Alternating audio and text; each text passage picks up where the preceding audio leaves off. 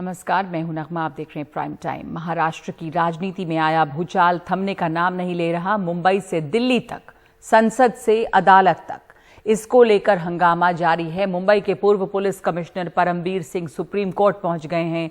उनकी मांग है कि उनका ट्रांसफर रोका जाए, इस विवाद की सीबीआई जांच कराई जाए और यही नहीं, गृह मंत्री अनिल देशमुख के घर पर लगे सीसीटीवी कैमरों के फुटेज जब्त कर लिए जाएं।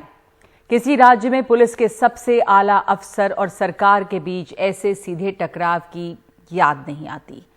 बेशक पुलिस के आला अफसरों पर आरोप लगते रहते हैं। गुजरात में सोहराबुद्दीन और तुलसीराम प्रजापति हत्याकांड में कई अफसरों के नाम उछले थे और ये आरोप भी लगा था कि पुलिस अफसर नेताओं के इशारे पर वसूली करते हैं। लेकिन महाराष्ट्र में जो हो रहा है वो तो कई कदम आगे है। गृह मंत्री अनिल देशमुख घिरे हुए हैं और उनके बचाव में सीधे शरद पवार जैसे बड़े नेता ने मोर्चा संभाल रखा है। आज दिल्ली में शरद पवार अस्पताल के दस्तावेज ले आए, बताते हुए कि परमबीर सिंह जिस दौर में मुलाकात का दावा कर रहे हैं, उस समय अनिल देशमुख तो कोरोना की वजह से नागपुर के अस्पताल में थे। इधर संसद के दोनों सदनों में पक्ष विपक्ष आपस में उलझे रहे। एक तरफ राज्य सरकार की बर्खास्तगी की मांग होती रही, दूसरी तरफ शिवसेना और कांग्रेस के लोग इसमें साजिश देखते रहे। जब एक एपीआई से 6,000 करोड़ की अपेक्षा हो रही होगी तो आप सोचिए, राष्ट्रवादी कांग्रेस पार्टी एनसीपी के गृह मंत्री और कितने एपीआई से पैसा वसूल करना चाहते हैं, ये भी बहुत सवालिया निशान खड़ा रहता है। दूसरी जरूरी बात सर, मुझे ये समझ नहीं आ रहा, जब गृह मंत्री नेशनलिस्ट कांग्रेस पार्टी का है, वो हिम्मत कर रहे हैं कि हम पैसा भी लेंगे और हम हमारा इस्तीफा भी नहीं देंगे, तो शिवसेना को मिर्ची लगी है, इसका मुझे समझ नहीं आ रहा है। कौन किसी की चाकरी कर रहा है और कौन किसके लिए काम कर रहा है, हम इसका विरोध करते हैं। इस पूरी कहानी का सच क्या है अभी बताना मुश्किल है, लेकिन इसमें संदेह नहीं कि यह भारतीय राजनीति के एक काले पन्ने की कहानी है। आज दिन भर क्या हुआ, बता रहे हैं हमारे सहयोगी सुनील सिंह। परमबीर सिंह की धमाकेदार चिट्ठी के जवाब में अस्पताल के दस्तावेज। इन दस्तावेजों के मुताबिक गृह मंत्री अनिल देशमुख 5 फरवरी को कोरोना संक्रमित हुए, 15 फरवरी तक अस्पताल में रहे और 15 फरवरी को डिस्चार्ज होने के बाद 27 फरवरी तक नागपुर के घर में क्वारंटीन में रहे। फिर वो मुंबई के ज्ञानेश्वरी बंगले में सचिन वजह से कैसे मिले। दिल्ली में एनसीपी नेता शरद पवार ने अपने गृह मंत्री अनिल देशमुख के बचाव में अस्पताल के दस्तावेज लहराए। ये बात ये साफ हो गई कि जिस समय में ये एलिगेशन किया था वो सीधे अनिल देशमुख हॉस्पिटलाइज थे। ये बात साफ होने के बाद ऐसे जो कोई डिमांड है, इस डिमांड को कोई ताकत नहीं रही। शरद पवार अभी बयान दे ही रहे थे कि बीजेपी की तरफ से 15 फरवरी का एक वीडियो चलाया गया। वीडियो गृह मंत्री अनिल देशमुख की प्रेस कॉन्फ्रेंस का था। कुछ देर के लिए शरद पवार भी सकते में आ गए। प्रेस कॉन्फ्रेंस से 2-3 चीजें बहुत साफ हो गई है। पहला कि अनिल देशमुख का इस्तीफा नहीं लिया जाएगा, ये चीजें अभी तक बिल्कुल साफ है। उन्होंने जोर देकर ये कहा कि आज जब दस्तावेज मेरे पास हैं हॉस्पिटल के, तो उस आधार पे मैं कह रहा हूँ कि जो टाइमलाइन जो पूर्व सीपी मुंबई के हैं उन्होंने जो टाइम फ्रेमवर्क का जिक्र किया है मिड फरवरी का, वो कहीं से सटीक नहीं बैठता। यानी सीधे तौर पे शरद पवार एक तरीके से अनिल देशमुख के बचाव में उतरे। कुछ सवालों के जवाब उनके पास नहीं थे, जैसे कि 15 फरवरी को प्रेस कॉन्फ्रेंस आखिर कैसे कर रहे थे देशमुख, जो वहाँ पे माइक आईडी भी दिख रही थी। इस सवाल का जवाब नहीं था। उन्होंने कहा कि मेरे पास जो जानकारी है वो मैं आपसे साझा कर रहा हूँ, लेकिन बार बार इस बात पे जोर दिया कि जो मेन मुद्दा है, जो अहम मामला है, उससे कहीं ना कहीं डाइवर्ट और डाइल्यूट करने की कोशिश हो रही है इस पूरे मामले को लेकर। आरोप लगने के बाद से ही चुप्पी साधे गृह मंत्री अनिल देशमुख को वीडियो बयान जारी कर सफाई देनी पड़ी। 15 फरवरी को मेरा जब डिस्चार्ज हो रहा था, तब मैं अस्पताल से घर में जाने के लिए जब अस्पताल के नीचे आया और अस्पताल के गेट के ऊपर काफी पत्रकार वहां पे खड़े थे, उनको मुझे कुछ सवाल पूछना था। मैं वहीं कुर्सी पे बैठ के उनके सवालों का जवाब देके गाड़ी में बैठ के होम क्वारंटाइन 27 फरवरी तक हो गया। 28 फरवरी को मैं पहली बार घर के बाहर निकला। विरोधी दल नेता देवेंद्र फडणवीस ने ट्वीट कर शरद पवार की चुटकी ली। लिखा कि लगता है शरद पवार जी को परमवीर सिंह के पत्र की ब्रीफिंग ठीक से नहीं मिली है। पत्र में सबूत के तौर पर संलग्न एसएमएस चैट में मीटिंग की तारीख फरवरी महीने के अंत में लिखी है। फडणवीस ने ट्वीट में सवाल भी किया कि अब कौन मुद्दे को भटका रहा है। शिवसेना के संजय राउत ने बीजेपी का नाम लिए बिना राज्य में राष्ट्रपति शासन लगाने की साजिश का आरोप लगाते हुए अपनी शैली में चेतावनी भी दी। सेंट्रल एजेंसी का इस प्रकार से मिसयूज करके महाराष्ट्र में अगर कोई राष्ट्रपति शासन लगाने की अगर कोशिश कर रहे तो मैं उनको एक चेतावनी दे रहा हूं, जो आग लगेगी उसमें आप झुलस जाएंगे। महाराष्ट्र के मुद्दे पर दिल्ली में चल रही राजनीतिक हलचल के बीच ही परमवीर सिंह ने सुप्रीम कोर्ट में याचिका दायर कर ये साफ कर दिया है कि ये लड़ाई वो दूर तक ले जाएंगे। उन्होंने मांग की है कि मामले की जांच सीबीआई से कराई जाए, उनका ट्रांसफर रद्द किया जाए, राज्य सरकार को उनके खिलाफ कठोर कदम उठाने से रोका जाए और गृह मंत्री अनिल देशमुख के घर के सीसीटीवी फुटेज को तुरंत सीज करने के आदेश दिए जाएं। परमवीर सिंह के आरोपों से घिरी राज्य सरकार पर दिन भर राजनीतिक हलचल भले ही दिल्ली में चलती रही, लेकिन सभी ने गेंद मुख्यमंत्री उद्धव ठाकरे के पाले में डाल रखी है। लेकिन लगता नहीं कि मुख्यमंत्री भी जल्द कोई फैसला ले पाएंगे, क्योंकि उन्हें साख और सरकार के बीच में से किसी एक को चुनना है, जो आसान नहीं है। दिल्ली से ब्यूरो रिपोर्ट और मुंबई से कैमरामैन प्रवीण रोहित से सुनील सिंह, NDTV इंडिया के लिए। मुंबई में व्यवसायी मनसुख हिरेन की कथित हत्या का केस सुलझाने का मुंबई ATS ने दावा किया है। इस मामले में मुंबई ATS ने 2 लोगों को गिरफ्तार किया है, जिसमें एक निलंबित पुलिस वाला है जबकि दूसरा एक सट्टेबाज। ATS की थ्योरी के मुताबिक मनसुख की हत्या में सचिन वजय की अहम भूमिका थी और वो ही इस मामले के मुख्य आरोपी हैं। वजय ने ही मनसुख को मारने के आदेश दिए थे, लेकिन हत्या के वक्त वो वहां मौजूद नहीं थे।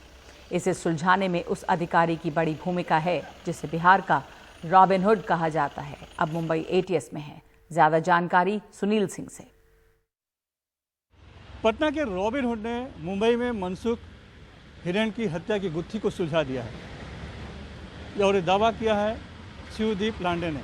शिवदीप लांडे जो पटना के रॉबिनहुड के तौर पे जाने जाते हैं, लेकिन फिलहाल वो मुंबई में हैं और महाराष्ट्र ATS में DIG हैं। उन्होंने कल एक फेसबुक पोस्ट किया और उसमें लिखा है कि अति संवेदनशील मनसुख हिरेन मर्डर केस की गुत्थी सुलझी। मैं अपने पूरे ATS पुलिस फोर्स के सभी साथियों को दिल से सैल्यूट करता हूं, जिन्होंने पिछले कई दिनों से रात दिन एक करके इस केस में न्यायपूर्ण तरीके से परिणाम निकाला। यह केस मेरे पुलिस कैरियर का अब तक का सबसे जटिल केस में से एक रहा है। यह है शिवदीप लांडे और यह है उनका पोस्ट। बहरहाल इन्होंने दावा तो कर दिया है कि गुत्थी सुलझ गई, लेकिन अभी भी ऐसे कई सवाल हैं जिनका जवाब नहीं मिला है। मसलन मनसुख हिरेन की हत्या कब, कहां और कैसे की गई। जो 2 आरोपी गिरफ्तार हैं उसमें से एक विनायक शिंदे जो पुलिस वाला है, जो 2006 के में लखन भैया एनकाउंटर में पहले ही गिरफ्तार हो चुका था, सजायाफ्ता है, पैरोल पर छूटा था वो, और दूसरा है एक बुकी, नाम है नरेश गौर। तो क्या ये दोनों ही शामिल थे कि और भी कुछ लोग थे, ये सवाल भी बना हुआ है। दिल्ली में LG को ज्यादा अधिकार देने वाला बिल लोकसभा में पास हो गया है। बिल में ये स्पष्ट किया गया है कि राज्य कैबिनेट या सरकार के किसी भी कानून को लागू करने से पहले LG की राय जरूरी होगी। मुख्यमंत्री अरविंद केजरीवाल ने इस बिल को असंवैधानिक और अलोकतांत्रिक बताया है। हालांकि बीजेपी का कहना है कि आम आदमी पार्टी तानाशाही कर रही है। देखो, लोकसभा में इनका बहुमत है, हालांकि विरोध किया और मॉरली इनका ये फर्ज बनता था कि इस बिल को वापस लेते, क्योंकि ये लोकतंत्र की हत्या करने वाला बिल है, एक चुनी हुई सरकार की शक्तियां छीनने वाला बिल है। अब देखिए, मेरे पास एक लिखा हुआ है दिल्ली राष्ट्रीय राजधानी राज्य क्षेत्र शासन। अंग्रेजी में इसको बोलते हैं कि national capital territory of Delhi. अगर इसके बाद भी किसी को लगता है कि हम जबरदस्ती इसको पूर्ण राज्य की तरह व्यवहार करेंगे, अगर हमको पंजाब नहीं चुनता है तो हम दिल्ली को ही अपने अधिकार से पूरा तानाशाही दिखाएंगे। तानाशाही तो आम आदमी पार्टी के जो सरकार है वो लोग कर रहे हैं। हमें समझ में नहीं आ रहा। आज चर्चा के बाद पूरे देश को समझ में आया होगा कि केवल एक कन्फ्यूजन था जिसको दूर किया गया है। जो कोर्ट में भी कन्फ्यूजन दिखा, बयानों में भी दिखता है। वो ये कह रहे हैं कि आप चुनाव से जीत नहीं पा रहे हैं, इस कारण चोर दरवाजे से कब्जा करना चाह रहे हैं। देखो, क्या चोर दरवाजे से ही पूरे देश में मोदी जी की सरकार चल रही है? और जब कोई स्टेट यूनियन टेरिटरी है तो यूनियन टेरिटरी के स्टेटस को खत्म कर देंगे आप किसी राज्य के शासन में आने के बाद। ऐसा तो नहीं कर सकते ना। हम वही कर रहे हैं जो इस देश का संविधान कह रहा है। तो महाराष्ट्र और दिल्ली की लड़ाई के बाद अब चलें उत्तराखंड की ओर, जहां अभी अभी बने मुख्यमंत्री के तरह तरह के बयान सबको हैरान कर रहे हैं। आज ही खबर आई है कि उन्हें कोरोना हो गया है। हम उनके जल्द स्वस्थ होने की कामना करते हैं, लेकिन हम उन बयानों से उनकी मानसिक सेहत के बारे में क्या अनुमान लगाएं जो लगातार एक के बाद एक वो दे रहे हैं। कल उन्होंने ज्ञान दिया कि भारत 200 साल तक अमेरिका का गुलाम रहा। क्या इसे उनकी जुबान फिसलने का मामला मान लिया जाए? लेकिन इस तरह उसी शख्स की जुबान फिसल सकती है जो भारत की आज़ादी की लड़ाई के गौरवशाली इतिहास का जिसकी चेतना का हिस्सा नहीं हो। ऐसा क्यों है, इसका जवाब तीरथ सिंह रावत ही दे सकते हैं, लेकिन वो कितने सवालों के जवाब देंगे? भारतीय संविधान की भावना को चोट पहुंचाने वाली बात वो लगातार कर रहे हैं। कल ही 2 बच्चों बनाम 20 बच्चों का मुद्दा उठाया। कहा कि जिसने 2 बच्चे पैदा किए उसे लॉकडाउन में कम राशन मिला, जिसने 20 बच्चे पैदा किए उसको ज्यादा राशन मिला। कौन था निशाने पे? मुस्लिम समुदाय, जिस पर यह आरोप लगता रहा कि वहां बच्चे ज्यादा होते। और हर घर में पर यूनिट 5 किलो राशन देने का काम किया। जिसके 10 थे तो 50 किलो आ गया, 20 थे तो क्विंटल आ गया, 2 थे तो 10 किलो आ गया। लोगों ने स्टोर बना लिए, खरीदार सामने ढूंढ लिए। इतना बढ़िया चावल आया, कभी अपने आप भी लिया नहीं सामान्य जीवन में भी, आपदा के समय। लेकिन उसके बाद भी एक दूसरे से जलन होने लगी कि मुझे तो 2 हैं तो 10 किलो मिला, 20 वाले को क्विंटल क्यों मिला, इसको क्यों 20 मिला। भैया इसमें दोष किसका? उसने 20 पैदा किए, आपने 2 पैदा किए तो उसको 1 क्विंटल मिलना। अब इसमें जलन काहे का? जब समय था तब आपने 2 ही पैदा किए, 20 क्यों नहीं किए? काहे का जलन भाई?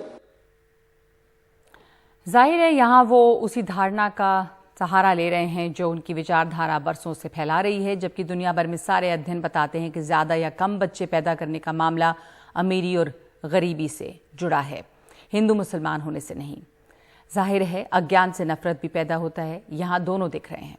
इसी से जुड़ा तीसरा मामला भी है। इसके पहले उन्होंने लड़कियों की फटी जीन्स, रिप्ड जीन्स, यानी घुटनों पर से फटी हुई जीन्स पहनने का फैशन है, इसका मजाक बनाया।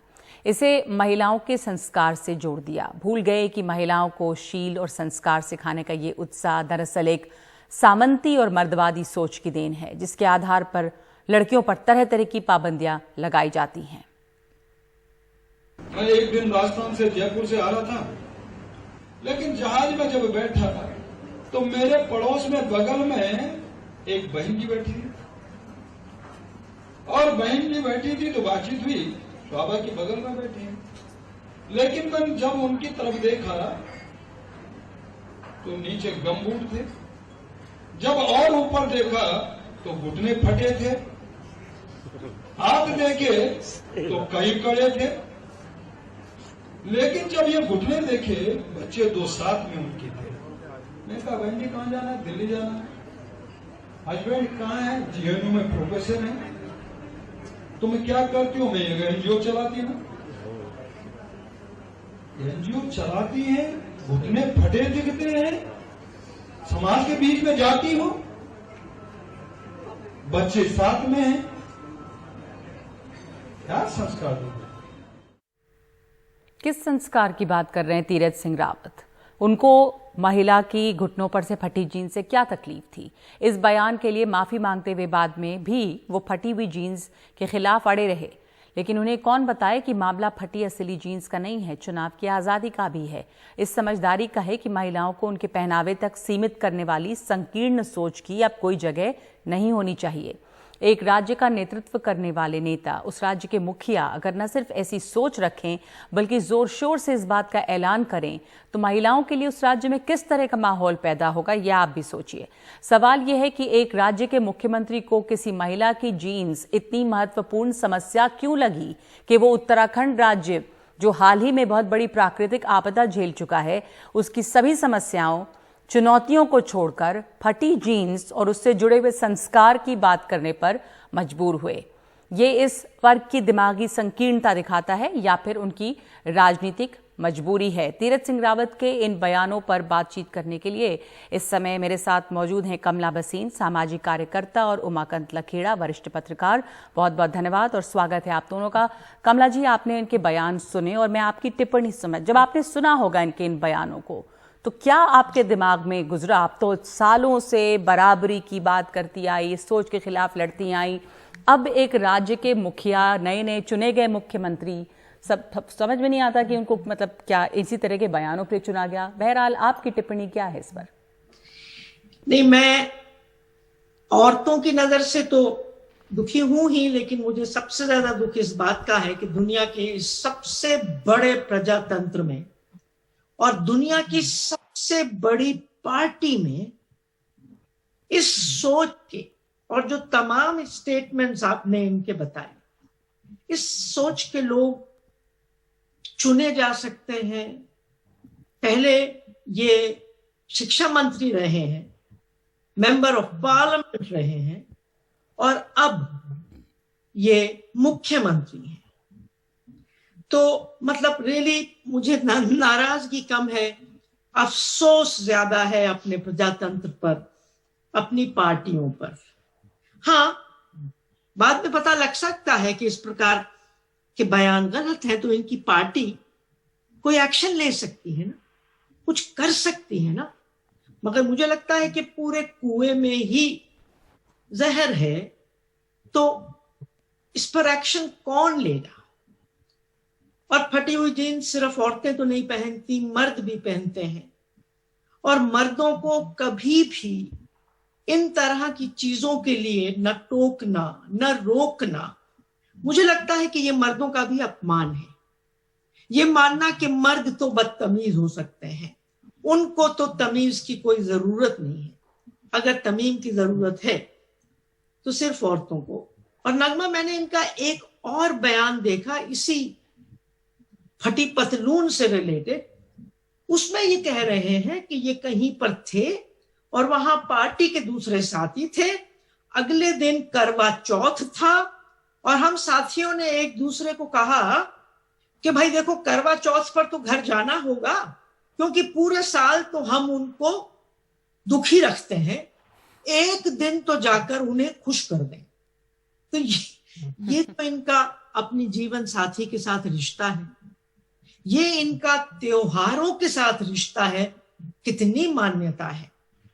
तो सच में मैं समझ नहीं सकती कि इस प्रकार के लोग 20-20 साल तक हमारे देश में राजनीति कर सकते हैं, चुने जा सकते हैं, और इस तरह से महिलाओं को नसीहत दे सकते हैं। और इन्हें नसीहत देने वाला ना तो इनकी पार्टी में है और शायद ना ही हम वोटर्स हैं जो इन्हें नसीहत देकर जहां जगह है वहां ले जाएं। जी, बल्कि बाद में इन्होंने इसके ऊपर प्रतिक्रियाएं आई तो माफ़ी भी मांगी इस बयान पे जो उन्होंने फटी पतलून पे बयान दिया था, लेकिन उसमें भी वो अपने उस वक्तव्य से पीछे नहीं हटे कि जो फटी पतलून, फटी जीन्स है, वो किस तरह संस्कार से जुड़ी हुई बात है। आपने जैसा कहा कि पूरे कुएं में अगर जहर है, ये इस बात को भी दिखाता है उनके खिलाफ किस तरह की कोई कार्रवाई हुई नहीं है, बल्कि हाल ही में वो मुख्यमंत्री बनाए गए हैं। और तब इस बात ये जहन में आती है कि इस तरह के बयानों के लिए ही क्या मतलब उनकी मजबूरी क्या ऐसी है, क्या वो इस तरह की मानसिकता रखते हैं, उसका उनको ये पुरस्कार मिला है, ये पद, या कोई उनके साथ किसी तरह के राजनीतिक दबाव है, मजबूरी है, क्या इस तरह के बयान देने से उन्हें कोई फायदा पहुंच रहा है? उमाकांत लखेड़ा जी, आप कि क्या इसके ऊपर आपका क्या आंकलन है? क्या किसी तरह का पॉलिटिकल कंपल्शन है? चुनाव भी होने हैं उत्तराखंड में, तो ऐसे में क्या पॉलिटिकल माइलेज मिलता है ऐसे बयानों से? लोग बड़े खुश होते हैं ऐसे बयानों से? नहीं, उत्तराखंड में जो नगमा जी जो नेतृत्व परिवर्तन हुआ है वो भारतीय जनता पार्टी ने सत्ता जो बीजेपी की जो सरकार थी उसके खिलाफ आम जनता में इतना बड़ा गुस्सा था, पार्टी के भीतर विद्रोह था, विधायक विद्रोह पे उतरे हुए थे और कोई आज से नहीं 2 साल से विद्रोह की स्थिति थी। तो उस विद्रोह से जो सत्ता विरोधी रुझान इस चुनावी साल में भाजपा के सामने दिख रहा था उसको जिसको कहते हैं संजोने के लिए या उसको ऑर्गेनाइज करने के लिए या उसको समतल रखने के लिए ये उन्होंने ये नेतृत्व परिवर्तन किया। जहां तक तीरथ सिंह जी के बयानों की बात है जो विवादास्पद निश्चित रूप से विवादों से घिरे बयान है और जैसे मैं तीरथ जी को जानता हूं कई सालों से मेरा मानना है कि उनकी जो प्रकृति है उनकी जो नेचर रही है उनको एक उत्तराखंड में भारतीय जनता पार्टी के भीतर और भारतीय जनता पार्टी के बाहर एक बड़ा विनम्र और सॉफ्ट नेता माना जाता है। इसलिए उन्होंने जो बयानबाजियां हाल में मुख्यमंत्री बनने के बाद की हैं वो लोगों को बहुत नागवार और अटपटी जरूर लग रही हैं और उस पे तो आपको क्या लगता है, आप कह रहे हैं कि आप उन्हें विनम्र तौर पे जानते हैं, तो अभी मुख्यमंत्री बनने के बाद एक के बाद क्या ये सोच कर आए थे कि मुख्यमंत्री बनने के बाद ऐसे बयान देना जरूरी है ताकि मैं चर्चा में रहूं? वही मैं समझना चाह रही हूँ कि आखिर उनके ऊपर किस तरह की राजनीतिक दबाव उनका है या क्या मजबूरी रही उनकी? मुझे लग रहा है कि जो राजनेता जितने भी राजनेता हैं चाहे वो तीरथ सिंह जी हों या बाकी लोग हैं ये इन लोगों को ये पता करना चाहिए या ये सोचना चाहिए कि जब ये सत्ता में जब ये कोई बात बोल रहे हैं तो ये ड्राइंग रूम में नहीं बैठे हुए हैं, ये एक प्रदेश के मुख्यमंत्री हैं और मुख्यमंत्री का जो बयान होता है जो वक्तव्य होता है वो वक्तव्य से आम जनता का जीवन देश में प्रदेश में राज्य में जिले में उनके निर्वाचन क्षेत्र में सीधे तौर पर प्रभावित होता है। उनके हर बयान पर हर शब्द पर लोगों की पैनी नजर होती है। तो राजनेताओं को इस तरह के बयान जो जिम्मेदार पदों पर हैं ये देखना चाहिए कि वो क्या बोलना चाहते हैं, उसकी होमवर्क करना चाहिए। अगर वो किसी फंक्शन में जा रहे हैं और मुझे लग रहा है कि ये किस्म से ये भी नहीं कह सकते कि उनकी जुबान फिसल गई है क्योंकि उन्होंने लगातार बयान दिए हैं। मुझे लग रहा है कि वो भविष्य में इस तरह की गलतियां नहीं करेंगे क्योंकि उत्तराखंड में बहुत समस्याग्रस्त प्रदेश है उत्तराखंड।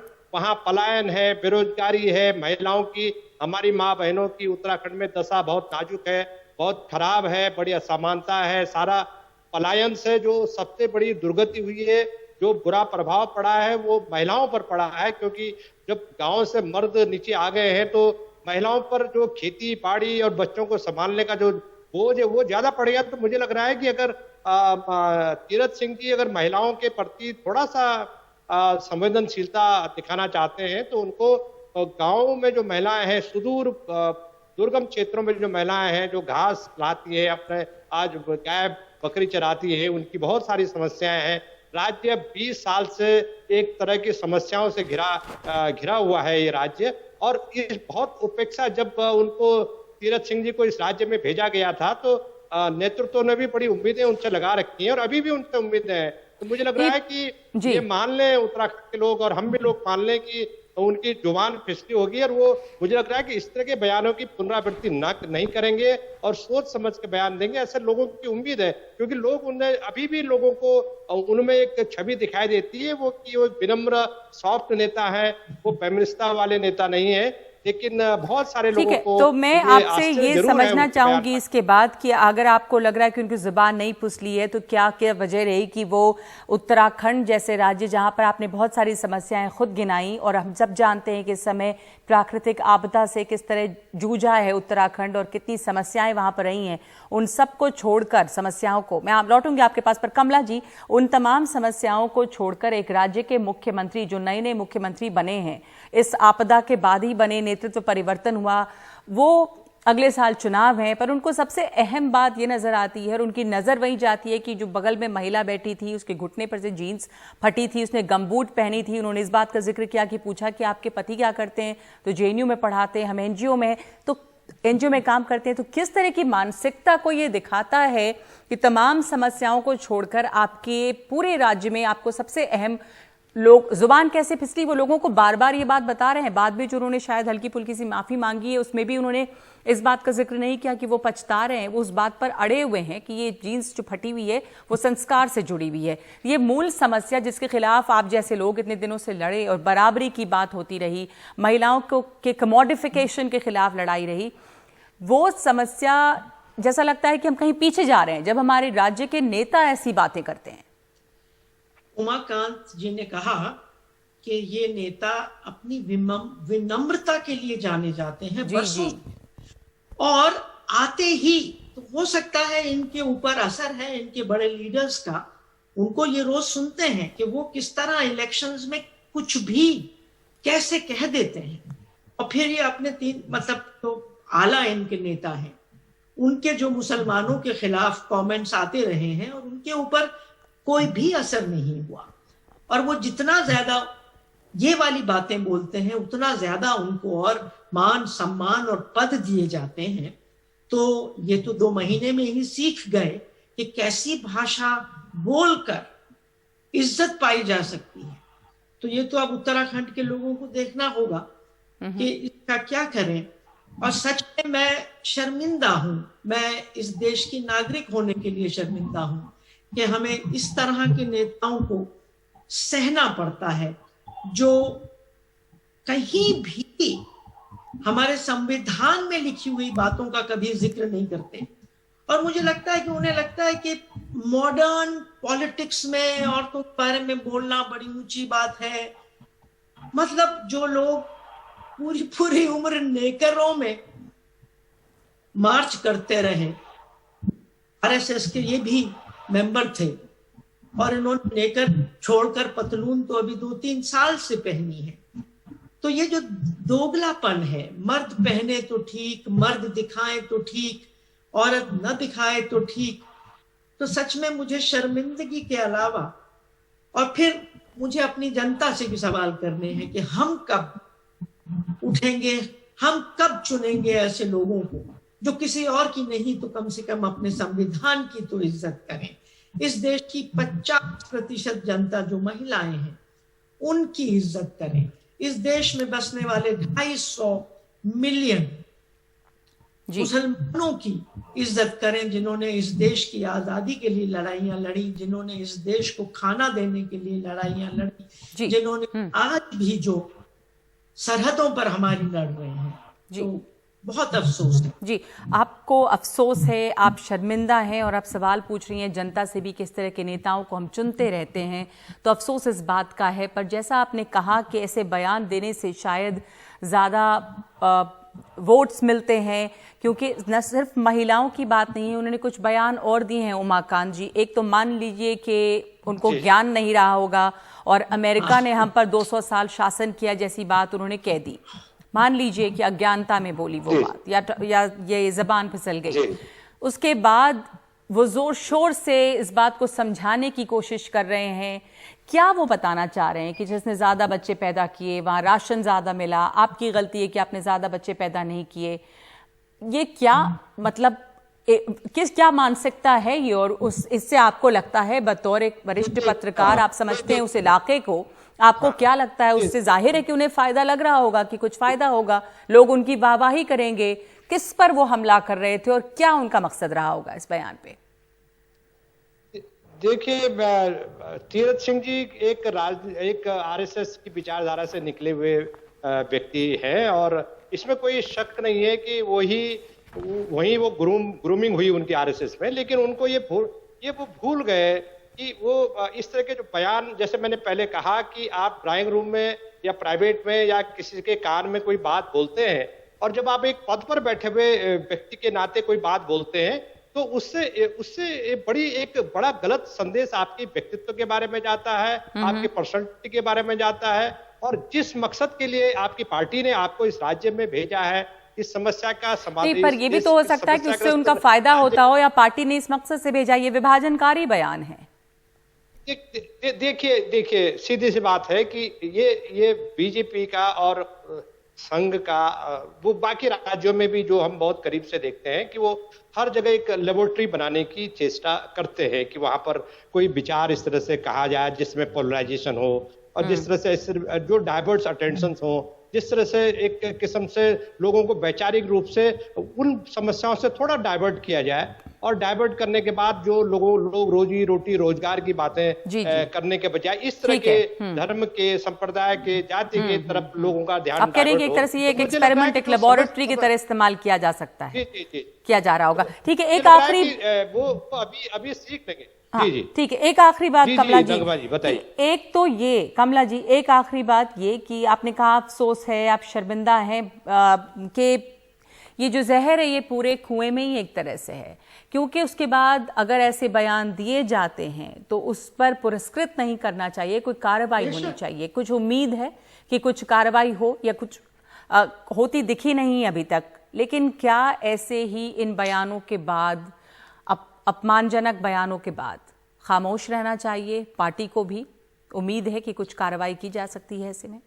नहीं, मुझे कोई उम्मीद नहीं है, क्योंकि इस तरह के बयान इनके बहुत ही सीनियर लीडर्स रोज देते हैं, चाहे वो मुसलमानों के खिलाफ हो, उस तरह की पॉलिसियां बन रही हैं, मतलब चारों रोज हो रहा है। और मुझे नहीं लगता, और मैं तो ये समझती हूँ कि ये बहुत तेजी से सीख रहे हैं चीफ मिनिस्टर साहब, और वो जबान मतलब महीने भर में सीख कर बोल रहे हैं, और अब कितने दिन हो गए, और मुझे नहीं लगता कि अब इनको पूरे दुनिया की हिस्ट्री पढ़ाई जा सकती है कि हिंदुस्तान पर अंग्रेजों ने राज किया या अमेरिका ने राज किया।